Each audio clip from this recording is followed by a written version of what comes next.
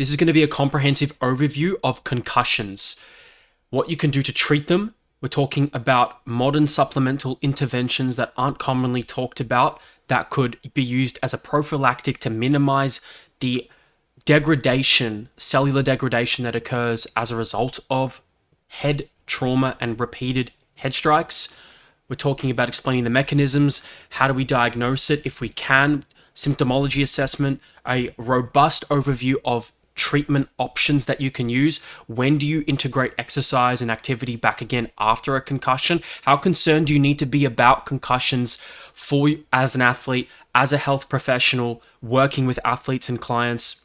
And how can we use omega-3s, curcumin, pro-resolving mediators, creatine, and neck strengthening to minimize the risk and severity of concussions? And I'm going to explain to you the protocol that I use as a boxer, as someone who spars routinely every week, but someone who also concurrently cares very much about minimizing neurodegenerative disease risk.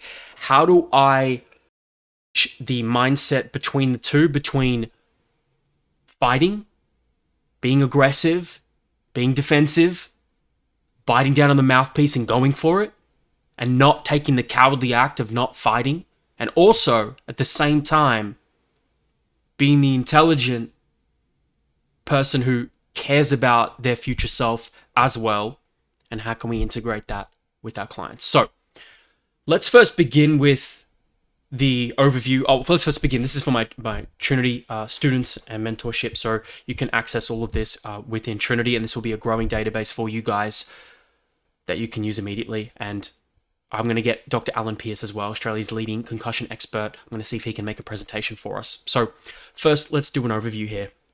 We can see that in high school sports that football and soccer, which often is because of the headers, is very commonly has the highest concussion rates, although what's not mentioned here is combat sports like boxing and kickboxing, Muay Thai, which are not as commonly used as high school sports, which is why they're omitted here.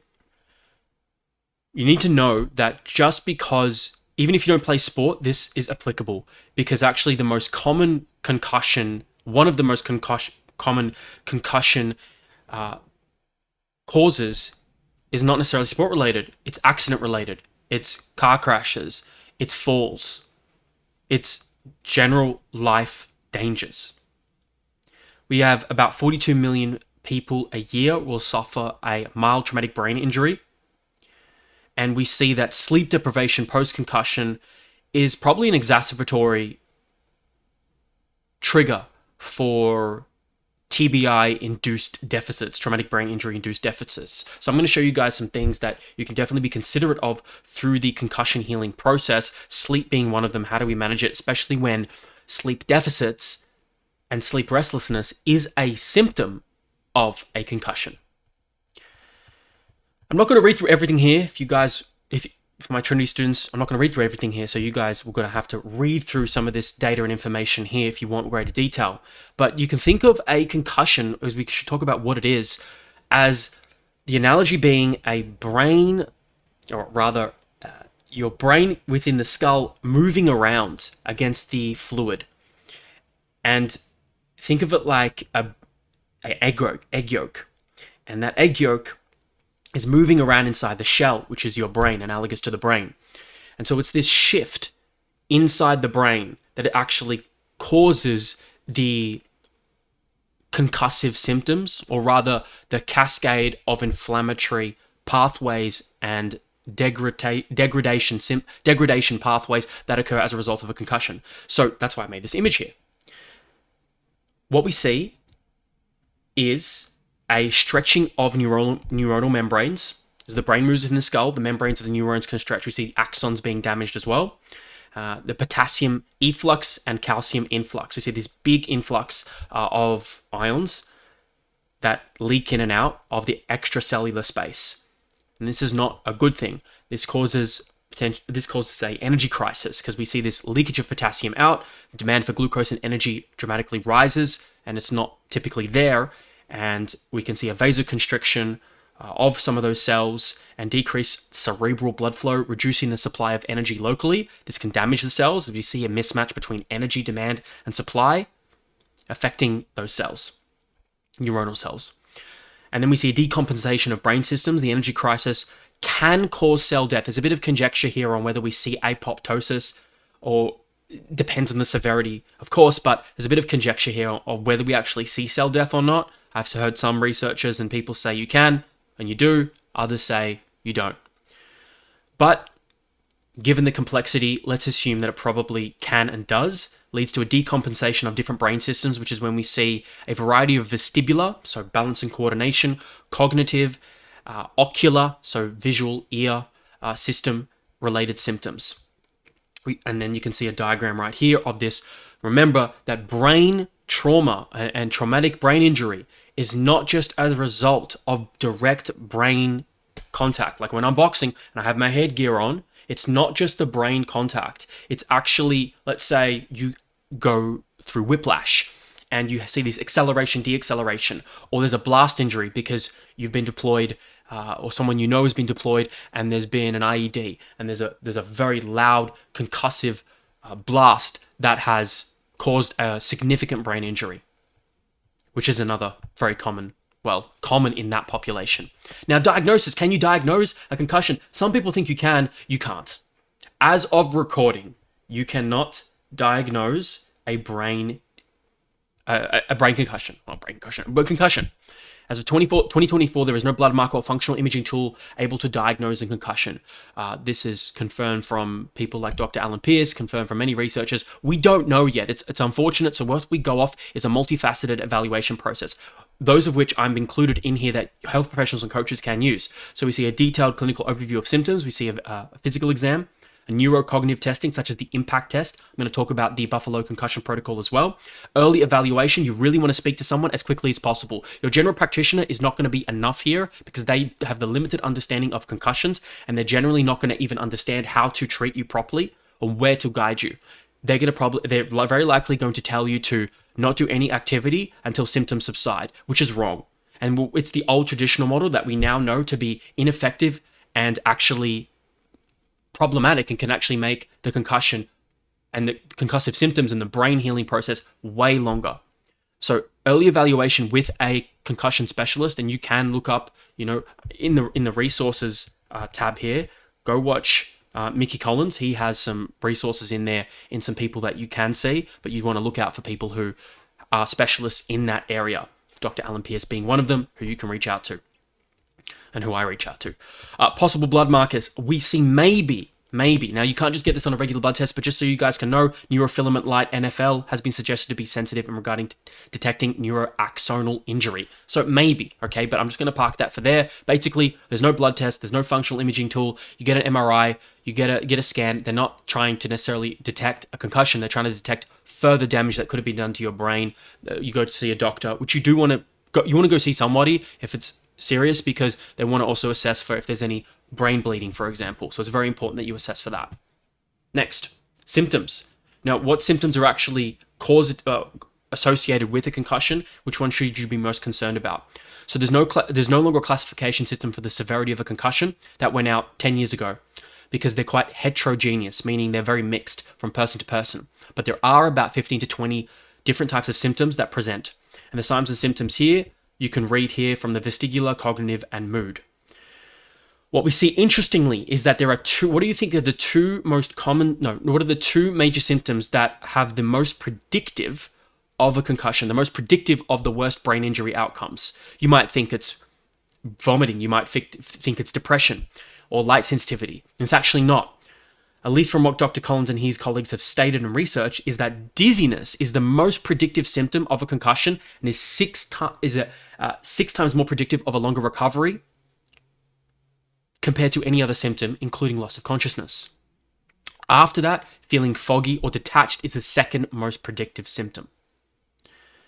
So make sure you watch out for those. Important.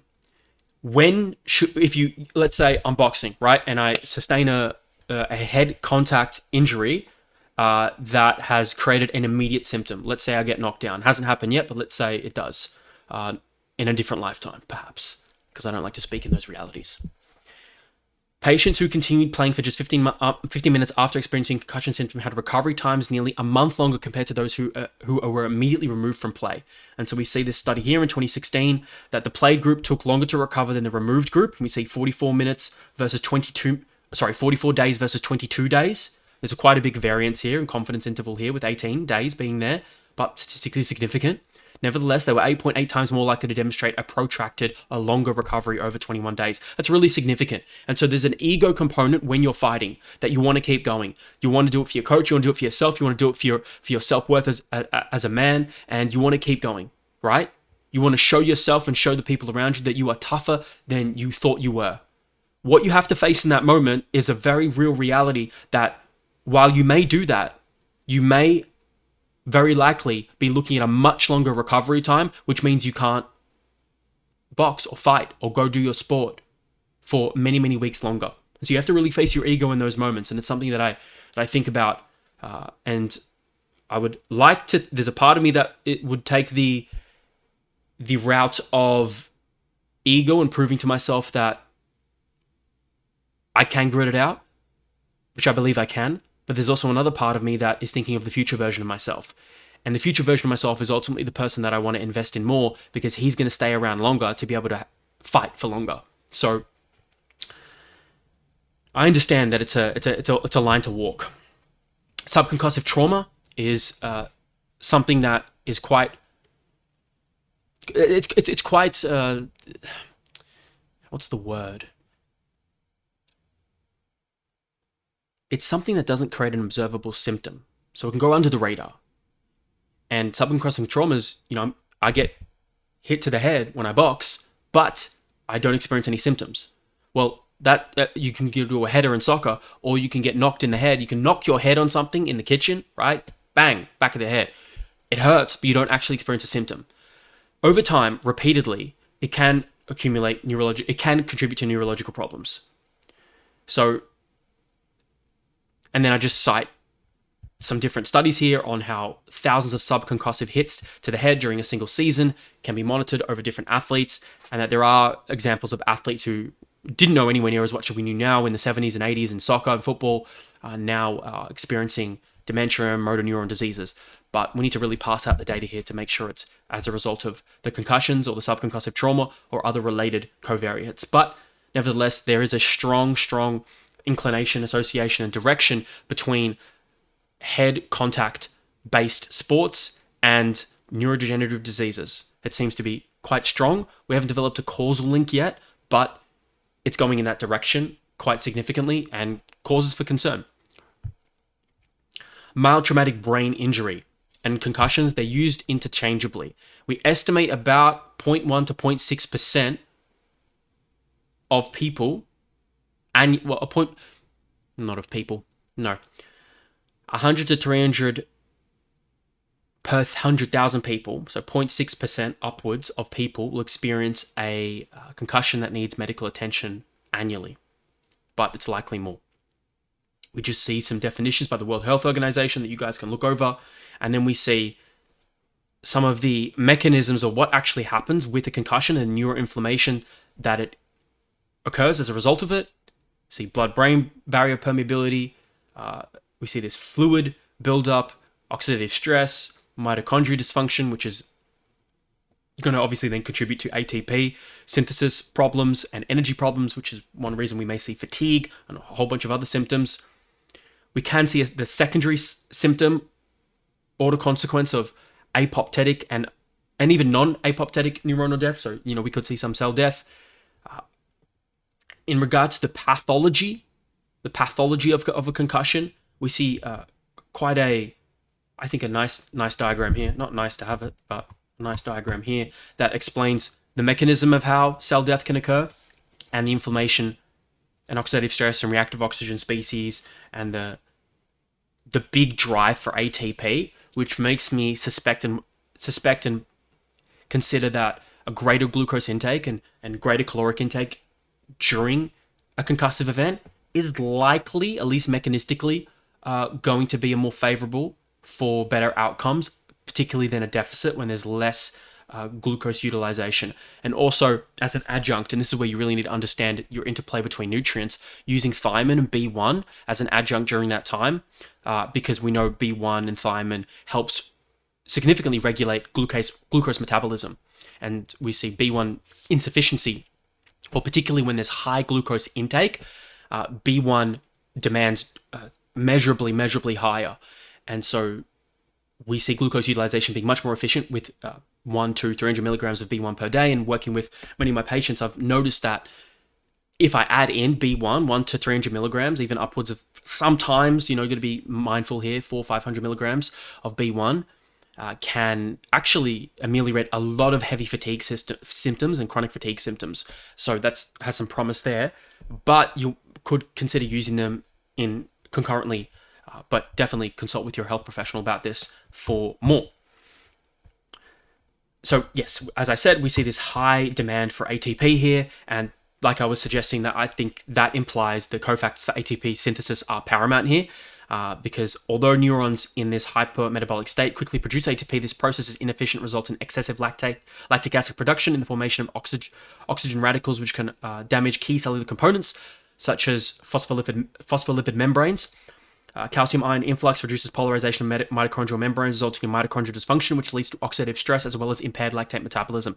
So we see this ATP-dependent pumping systems, they're forced to function at an increased capacity and have a tremendous need for ATP. From a objective output of how many more calories you need, we have no idea. But that lends me to consider that it is a paramount time to make sure, maybe paramount's too strong of a word, but at least the cofactors for ATP are going to be paramount. We're talking magnesium, we're talking about creatine. Remembering magnesium is attached to that ATP molecule and is a very important cofactor. So are you having between 7 to 11 milligrams per kilogram of body weight for magnesium? Very important that you do. And then creatine being very important for ATP metabolism as well, which we'll talk about later on in this study on children. And so making sure we're having hitting our magnesium much more than the RDI. It's going to be likely double the RDI based on the milligram dosages. And you guys remember that there is a nutrient overview of magnesium in here as well, so you can see more details about magnesium. So I'm going to make sure we're hitting magnesium, creatine, and a slight caloric surplus. In regards to treatment, we see that the old approach used to be minimal to light activity, no light, no sound, and the new modern approach seems to be much more effective, and we could be doing some damage by having very minimal activity ongoing. So I'm going to explain to you what that intervention looks like, but resting the brain can actually make symptoms worse post 48-hour period, and early intervention as quickly as possible within 7 days leads to faster recovery. So we're going to utilize something called the Buffalo Concussion Protocol, which I have used for my athletes and I do recommend to my students. Instructional video is here, and some studies and research on it, and how there was a higher probability of clinical recovery in those who finished the entire 20-minute Buffalo Concussion Protocol, which is a graded treadmill test that assesses the symptoms up until a threshold. So you will measure when symptoms come on, if they do, as this graded treadmill test is conducted over that 20-minute period. We saw that those seen earlier after injury and those with physiological or cervical dominant symptom clusters were more likely to achieve clinical recovery. 50% of those who completed the full Buffalo Concussion Protocol achieved clinical recovery at day 19 post-injury. So basically, for those who can complete the concussion protocol, they tend to recover faster. But you don't know unless you know. So this is our assessment tool to test where people are at. You can typically do this within about 5 to 7 days post brain injury. And then we see the study here showing that look at the people who couldn't even complete 4 to 8 minutes. We saw the median, so the middle, so the right in the middle of like what it took for clinical recovery is 50 to 56 days. Those who completed it, 19 days. So pretty significant correlate here. That was statistically significant. Now, how do you determine an appropriate time after concussion to implement this? Well, it seems to be after a brief period of rest, 24 to 48 hours after, seems to be recommended. It's usually administered about 1 week after the brain injury. And then you guys, there's your PDF test that you can use there. Now, how do you return to sport and exercise after you've had that concussion? Before we talk about treatment, how do we return to sport and exercise? We know that removing all sensory stimuli is probably the worst thing to do. And having athletes ruminate and sit by themselves for long periods of time and just do nothing and watch TV can be even worse on the psychological state of the client, the athlete. So light aerobic activity and some cognitive stimulants, as long as there's no symptoms being brought about or they're very, very minimal, is generally recommended. Particularly in those 24 to 48 hours, if you can stand just basic light walking up until there's a symptom and then go back to restoration. So you're going to have someone to monitor you, ideally during this time, because while your brain is healing, you may not be as cognitively aware to be able to regulate these things. Have some further reading there. We have some more evidence there that 24 to 48 hours rest after sports-related concussion patients may gradually resume cognitive and physical activity. So what we want to do is, when we can return to sport, is when we can get a positive Buffalo protocol result, and we can go through that whole test. Does exercise expedite recovery? Several studies have shown an association between early physical activity and decreased duration of post-concussive symptoms. So yes, recovery time is significantly shorter in the exercise group, and none of the patients in the exercise group experience prolonged symptoms. So yes, this is important, but it's graded exposure upwards. We also have a neurological assessment that you can do on field or on court or wherever you are during the actual... As soon as the concussion has happened, then you can check them neurologically. So you can do this King-Devick assessment, costs $20, takes 2 minutes. And you can assess the person who's gotten the brain injury, and you can see, as a result, an estimation of whether they're likely to be concussed. Now, let's move to treatment. Now, before I talk about supplements, which some people will consider to be, we don't have good, strong evidence for, like randomized controlled trials, and it's going to take, I would say, decades, which is, I'm not going to wait. I'm going to go off intelligently, critically thought out assumptions and mechanisms that provide a strong explanation and strong confidence that it is very likely that these are having a positive effect and are almost not having any detrimental effect. So, sleep. Before we talk about supplements, you want to max out your sleep. We know the importance of sleep, but you probably haven't heard of something called the glymphatic system. The glymphatic system is like this street sweeper for your brain during sleep. And we see that if this system is not functioning effectively due to restless sleep, due to lesser sleep deprivation, that the buildup of degradatory proteins like beta amyloid plaques and tau tangles, which are associated with neurodegenerative diseases like Alzheimer's disease, dementia, seem to build up at a faster rate. Now, what we also notice is that when we observe the mechanisms of concussions in animal models and in CTE patients in their autopsies, is that we do see a buildup of some derivatives of these very same proteins. So there seems to be an association here between these damaging proteins that are built up as a result of sleep deprivation, Alzheimer's, dementia, and neurodegenerative diseases, and possibly concussions as well. And so this system, when we're sleeping, this glymphatic system, it's like cleaning out the brain, washing everything out. So, an example. I sparred yesterday. Coach surprised me. Sparred on a Monday. Don't usually. I got a few knocks. Even though I wear headgear, which we'll talk about in a second, which can actually make things worse, paradoxically. Even though I wear headgear, I have never sparred with a fighter who is on my level or not as good as me. I'm always in there with people who know how to work, but who challenge me a lot and have years more experience, are either amateur or pro boxers. So as a result, I'm going to get hit. And while I'm working on my defense and getting better every week, every day, I go through multiple different repeated head strikes to the head.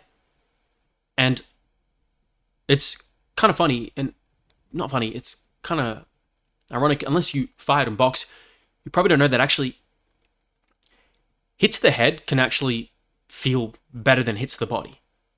A well-placed body shot can knock you down to the ground, can really hurt and just take the wind out of you. Where head contact, especially due to the adrenaline you're feeling, generally doesn't hurt unless you got like a broken nose or something fractured. And so it can be a little bit deceptive. You can start to think, oh, okay, this doesn't hurt that much. I can just keep going, especially if you have headgear. So what I did on days I spar is I make sure I have all the supplements in high dosages of the supplements I'm about to explain to you. I'd also make sure that I don't give myself a time to wake up.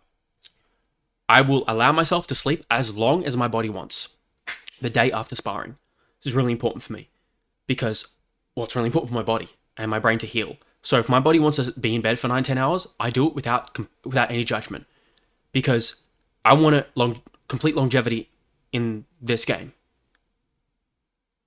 I want to maximize my ability for my brain to heal so I can come back even stronger and minimize any possible detriments that could be happening as a result of that repeated subconcussive possible trauma. So maxing out sleep is really important. And so that's something I would recommend for you and your clients is to max out sleep and have a window. And if you have to go to work later, I know some people are constrained by their work. If you have trainings in the morning, I would reschedule them. The difference between a 6 to 5 hour to 7 hour sleep and an 8 to 9 to 10 hour sleep is not really comparable, particularly when you've had tissue damage and there is an inflammation. There's a cascade of inflammation happening throughout your brain and body. You might think one day, oh, it's not that big a deal. But it's not about the one day. You don't just spar once or fight once. It's every week. It's consistent. So you want to put the odds in your favor to giving yourself the best chance to heal.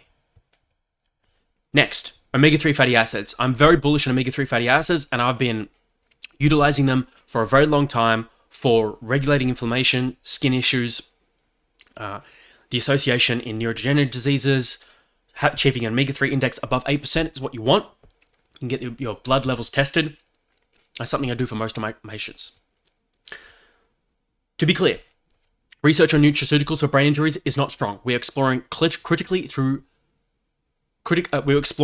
thought through mechanistic evidence and some preliminary research. But I think it is, from my observation, quite strong nevertheless. We know that a significant portion of the brain is made up of DHA, which is one of the omega-3s. We have EPA, DHA, ALA. We're just going to be talking about DHA and EPA. Most of the research shows the benefits come from DHA. Long story short, the therapeutic doses of what I will recommend my athletes take, will be upwards of 3 to 6 grams per day. We know the recommended daily intake is way less than this. We cannot be anywhere near the recommended daily intake here.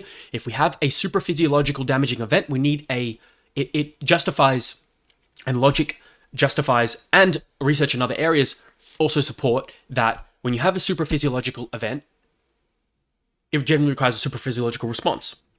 If you have a cold and flu, it's the equivalent, analogous to this is you have a cold and flu, and I've done videos on this page, is that you can see that 8 grams of vitamin C per day seems to be the maxed out, most effective dose for resolving cold and flu symptoms faster. 8 grams is on orders of magnitude higher than a person would consume per day. But we're matching a supraphysiological event with a supraphysiological response. That's the point here. So 3 to 6 grams is a lot, and you typically break this out throughout the day in 2 to 3 doses with a meal.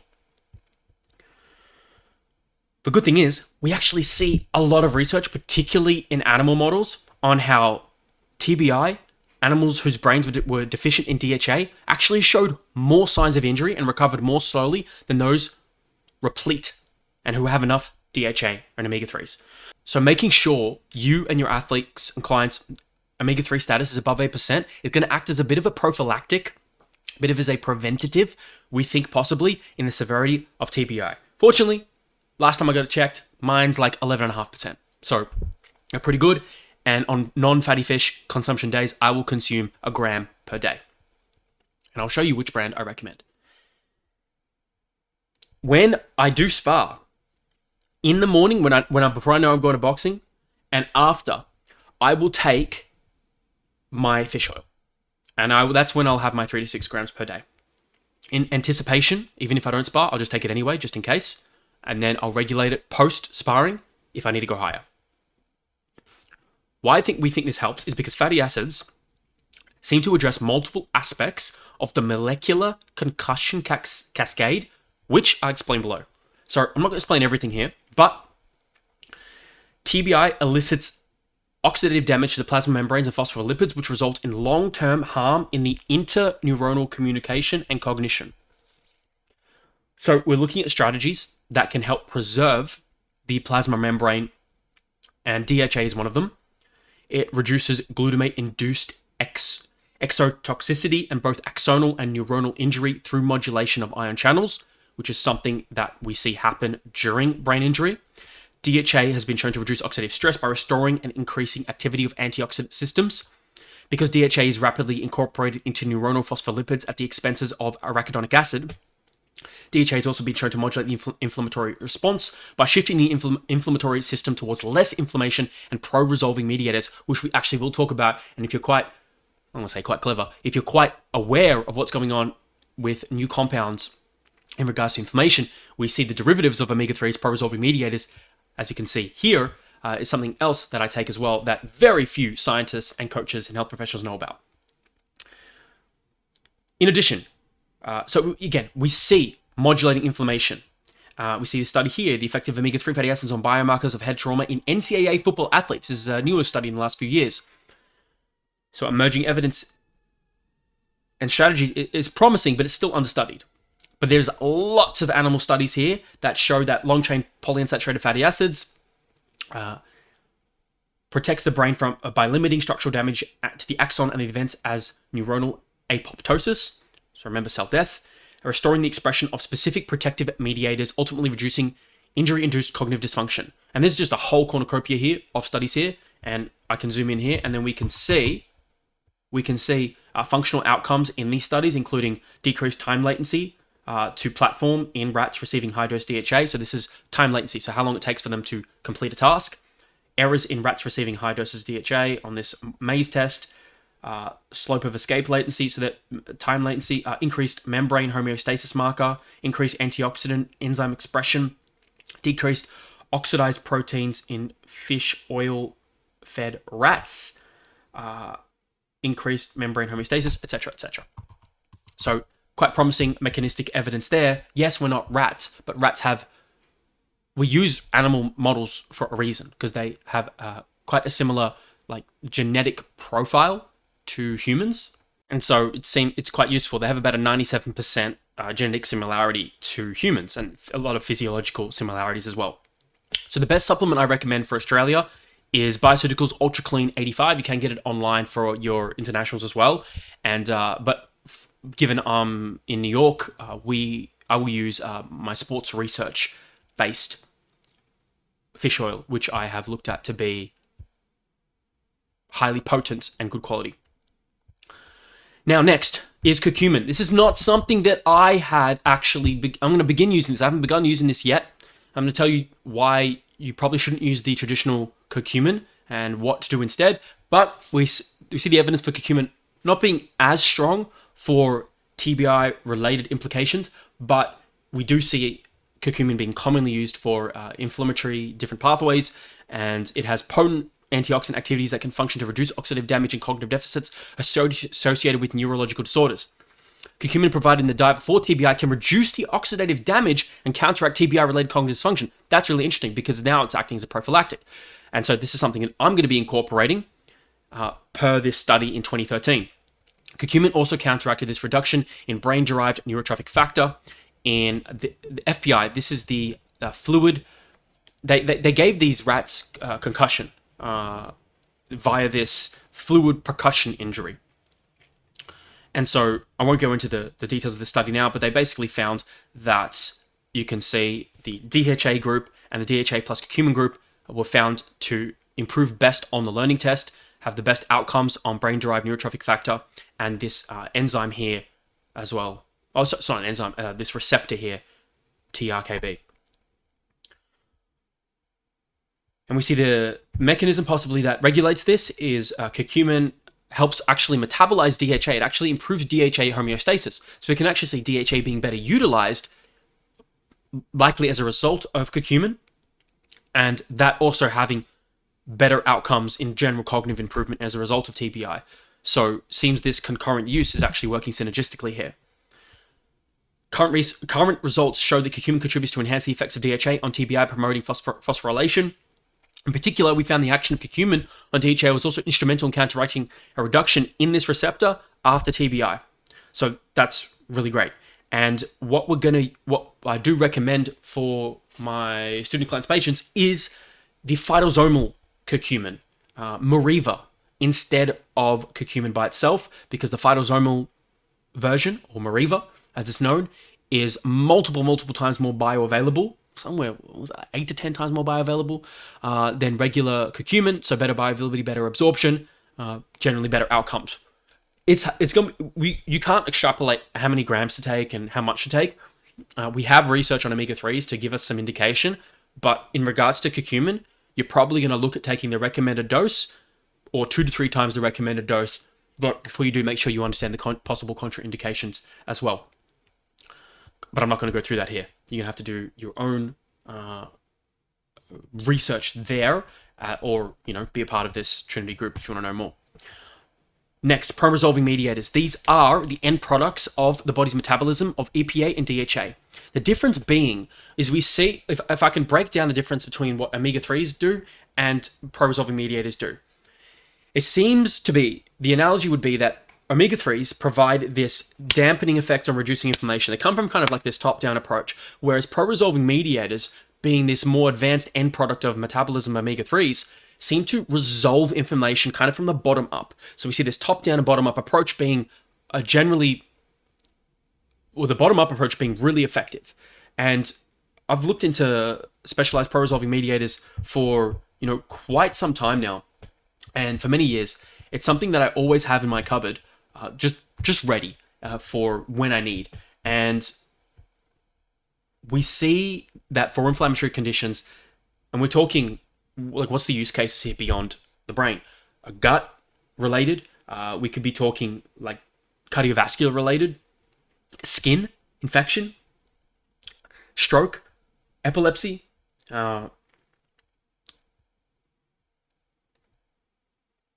eczema, dry eye disease, periodontal disease, and that it can have a similar effect to non-steroidal and anti-inflammatories from a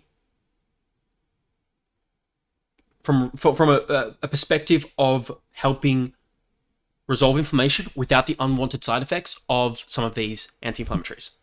So, they inhibit the expression of pro-inflammatory cytokines and chemokines while upregulating anti-inflammatory mediators. That's great. SPMs promote killing clearance of pathogens, reduce leukocyte infiltration, remember that's a white blood cell, and stimulates the macrophage-mediated efferocytosis of cellular debris and apoptotic sequestered neutrophils. You don't really need to know what all of that means right now, but maybe I can get into it later. But we're improving the white blood cell response. We're improving the ability for these the cellular debris to be sequestered by our first responders, being neutrophils, being the first line white blood cell responders that come when there's a pathogen. But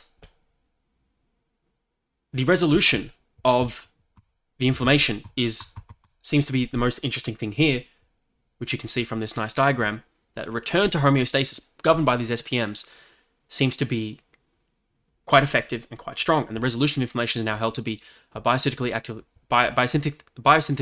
actively driven process, precisely regulated and controlled by the superfamily of specialized pro-resolving mediators from omega-3s and omega-6s. In regards to TBI, there is growing interest in this topic. These endogenous, outside the body, lipids regulate cell growth, adhesion, migrating signaling, and cell death. There is a diversity of bioactive lipids and pro-inflammatory or inflammatory resolving functions. Those that downregulate inflammation represent a specific family called specialized pro-resolving mediators, SPMs. This is a family of bioactive lipids that have diverse biological activities that attenuate neuroinflammation. It's important. Attenuate neuroinflammation and cell death in several neurological diseases such as epilepsy, Alzheimer's disease, hemorrhages, ischemic stroke. So the role of SPMs in traumatic brain injury can be seen here now. So we see these IBA1 microglia playing a key role in brain homeostasis, defending against infections, clearing dead cells, and responding to injury or disease. So that's good, that's improved. And the GFAP astrocytes playing a structural supporting role, maintaining the blood-brain barrier, regulating neurotransmitter levels, and respond to injury by forming scar tissues. So if we see an improvement in the outcomes there, that is good in response to specialized problem-solving mediators. Now, moving on. We can see in this last study that SPMs in generally having an effect on neuroinflammation. We see this overview of studies, and we see that multiple sclerosis being possibly instrumental, SPMs can be in resolving that pathological inflammation. We see that, unfortunately, we don't know if there's evidence of it crossing the blood-brain barrier. Nevertheless, we know it has, or we are confident it has some response and improvement from an inflammatory perspective outside of that area, and it's likely, very likely, that it has a potent anti-inflammatory effect similar to some non-steroidal inflammatory drugs coming from that bottom-up approach as well as that top-down approach. The recommended supplements that I would use are going to be Life Extension or Thorn, depending on your budget. You might think, okay, omega-3s, they kind of do this job, but they do it from a different approach, different perspective, a different mechanism. So the point of this is to build a holistically robust strategy in regards to brain injury. The stakes of brain injury are very high. And so if they're very high, then we want to cover our bases as much as possible. And instead of waiting decades for research to come and corroborate this with a randomized controlled trial, we use critical thinking, mechanistic evidence, a good overview, and intelligence to be like, okay, this is likely improving this outcome, and the trade-off versus side effects are clearly worth it. That's why I put SPMs in there, curcumin, omega-3s, and now moving on to creatine. So we see here in this study that a prevention of traumatic headache, dizziness, and fatigue with creatine administration. This was in children for 6 months at a very high dose. It's the equivalent of 32 grams per day for an 80-kilo human. But the frequency of symptoms of fatigue and headache was reduced from 90% to near 10%. So what can we do with this? Well, we should at least be administering creatine as one of the most safest, most well-utilized, well-researched supplements in client athletes. Well, generally, almost everybody, you could argue, because seems to be cognitive improvements as well being had as a result of creatine. It's not just for exercise performance. So we can see that here, the improvements.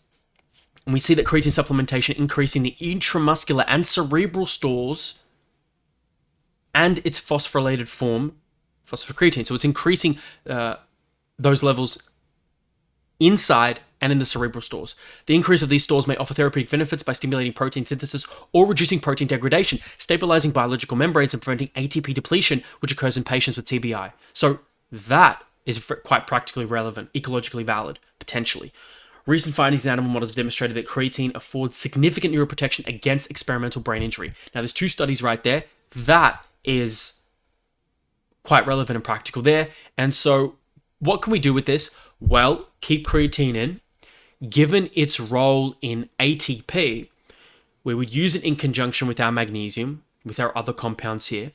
And one change I will be making is doubling my creatine dose from 10 grams per day to about 20 on days that I spar. Do I have human research for it? No.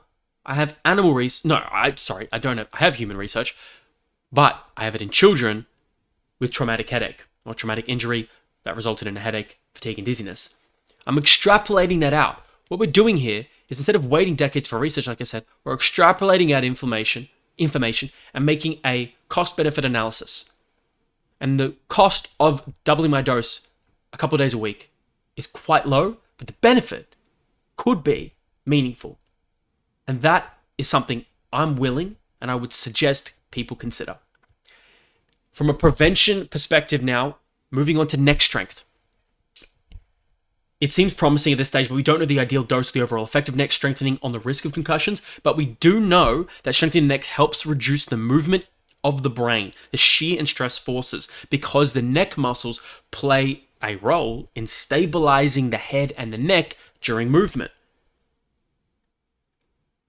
And given that some of the worst concussions can happen when there's that fast rotation of the head, with blow to the side of the head, given that these neck muscles play a role in controlling for that anti-rotation, let's strengthen the neck. Recommend getting an iron neck or just using some other tool, which you can look up to strengthen the neck in not just flexion extension, but make sure you're doing rotation as well, and even lateral flexion and anti-movements as well. You want to train the neck globally because that's the forces and the vectors it's going to be exposed to in actual life and in sport.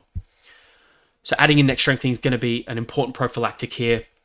We think not just for coming from a nutrition perspective, but coming from an exercise training intervention perspective. In regards to CTE, we have an overview here. I'm not going to really touch on it much here because chronic traumatic encephalopathy can only be diagnosed after you die, unfortunately. And the earliest case death of this seems to be a 28-year-old AFLW player who committed suicide, and they later realized she had CTE. So she's the youngest reported case right now of CTE, which is quite tragic. And because CTE can play a role in mental disturbances, and it can be quite sudden. So watching out for mental disturbances in people who play contact sports, because she started when she was 5 years old and she only had one reported concussion. So even in spite of that story, you can have CTE. So this highlights potentially the implications to that sub-concussive trauma or to the mismanagement or misdiagnosis. We say she had one concussion all the way from 5 years old. You don't know what happened in those first 10 years. And if there's something to consider, it's the impacts of head trauma when you're young, when the developmental brain is very sensitive to everything, let alone head trauma, during such crucial developmental periods. So that may have likely played a large role there. In regards to the neurodegenerative risk of concussions and TBI, unfortunately, it seems to be mild. It seems to be moderately associated, and there seems to be some good evidence there that TBI is a well-established risk factor for a variety of neurodegenerative diseases, including Alzheimer's, dementia, and Parkinson's. And there are many studies to report this association and this observation. And then we see a threefold elevated rate of dying from neurodegenerative cases for retired NFL players. So the evidence seems to point in that direction. Unfortunately, my bias is I'm kind of a bit down on this one. I don't want it to be the case, but it's kind of obvious and it seems to be the case. And so knowing that, we can operate from a lens of what can we do about this, because some people still think that neurodegenerative diseases like Alzheimer's are mostly genetic and you can't do much to control it. That is absolutely bogus, and that we have research to support against this, and we have a whole bunch of nutraceuticals and lifestyle interventions that we can do to support the reduction and severity and the onset of neurodegenerative diseases, concussion management being one of them, nutrition, inflammation, lifestyle factors being many more of them. So what you could explore there is then the mechanisms of neurodegenerative diseases, which is something I explore here in Trinity and in our disease module now and into the future. And so one thing that we can do though is omega-3 fatty acids. We talked about it before, but in this case, it was the potential therapeutic aid for omega-3s in mild traumatic brain injuries and concussions. Plasma DHA has been associated with improving cognitive outcomes, and elevations in both DHA intake and status are associated with a decrease in the risk of Alzheimer's disease and a slower rate of age-related cognitive decline. That is great. That should give a little bit of hope and a little bit of optimism that there is something that we can do about it, and keeping your omega-3 index status above 8% is going to be important. Numerous human clinical trials demonstrated that supplementing specific subgroups of older adults with DHA resulted in improved cognitive outcomes, ranging from unimpaired adults to adults with subjective memory impairments and mild cognitive impairments. Personally, fatty fish, on days I'm not consuming fatty fish, I am supplementing with 1 gram of DHA EPA, a high quality dose as I've showed you before. On days that I do consume fatty fish, I don't, because I'm getting it from the fish, and something I recommend to my patients. And remembering that on days that I do spar, on days that there is a head contact, I am dosing that significantly higher. Now, what about helmets? They help or hinder? You think they help? They may actually hinder more than they help. One reason is because we think we see this risk compensation, is that it describes a phenomena where the individual actually takes more risk-taking behavior. I say I put my headgear on and I go box. Let's say if I have a nose guard, which I don't use, but let's say you do, when you have the head protection, you might think, okay, I'm more resilient to head contact here. I don't have to be as good on defense. I can take more risk and go in more. Well, as a result of that, you actually may expose yourself to more head contacts. And so we can actually see people with headgear actually have more subconcussive traumas because of this paradoxical effect.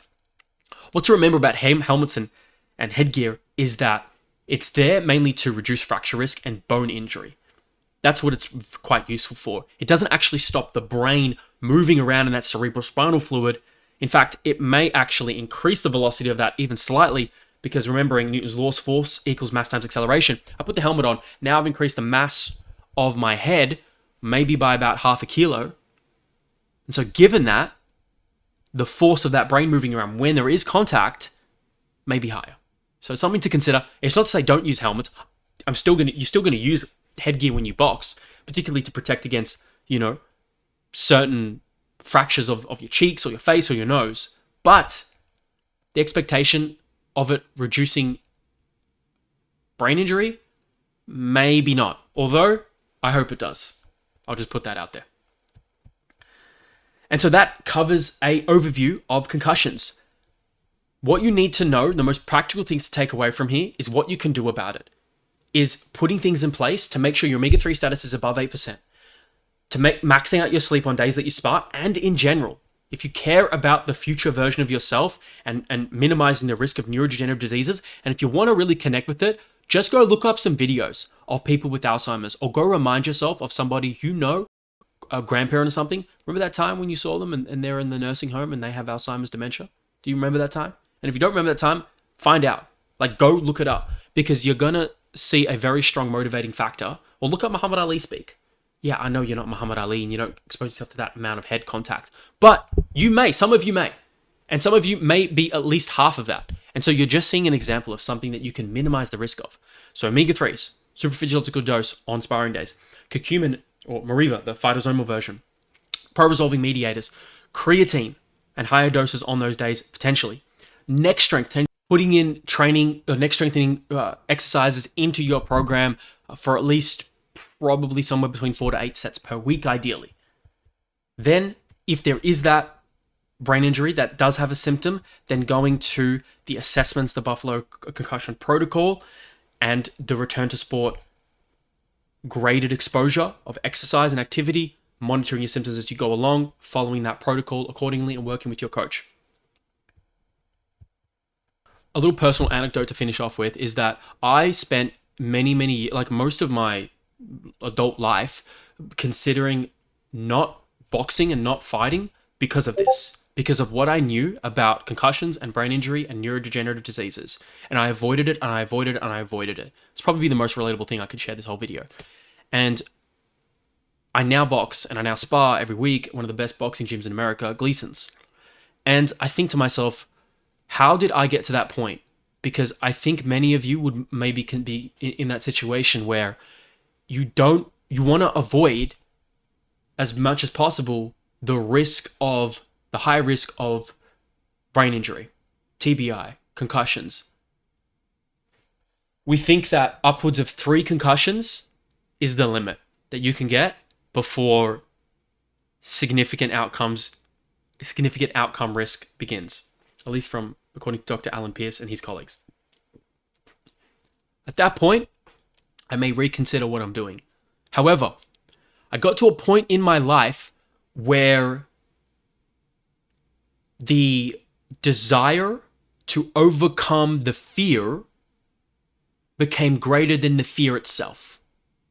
The desire to overcome the fear and anxiety of concussions and getting hit that became secondary to my desire to overcome that anxiety and fear. I wanted to do the courageous act. I wanted and desired to become a more courageous person who knows how to integrate and take risk and know when to just say, fuck it. Go for it. In a calculated way, but also in a way that a part of me would rather live a shorter life as a hero, live a shorter life taking the courageous act, than live a longer life as a coward taking the fearful act. And it's not fearful to care about, and it's not the cowardly to care about your health and to prioritize that. However, I came from a place where I didn't want to fight. I'd run from the fight. I'm honest with you. And so for me, fighting and boxing and sparring, it's much more than fighting. It's about who I show up as a person.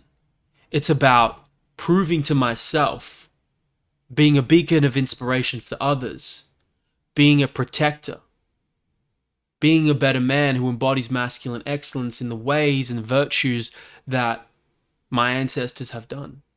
It goes deeper.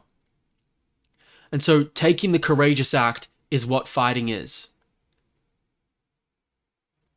And this right here, this video, is an example of how to integrate the intelligence to it, the risk management side to it. That, okay, if you're going to go to war, if you're going to go fight, all right, what can we at least do that preserves the courageous acts that you are doing while keeping you here longer to a higher quality so you can continue to exert courage and inspire those around you? Well, that's what this is for. You integrate both together, and I think you can sleep at night knowing that you did all that you could and knowing that you didn't run from the fight, but you went into it. And the person you became on the other side was worth way more than an extra couple years on your life, because you know you lived a life well lived.